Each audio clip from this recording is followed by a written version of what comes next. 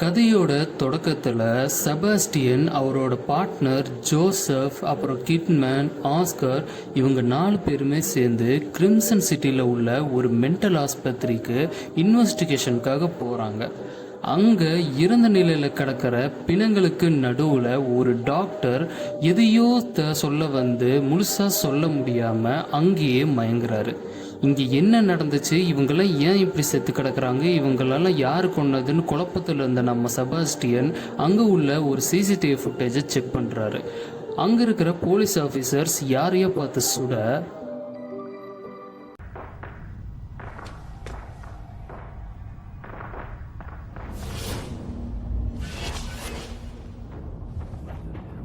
என்னது இது?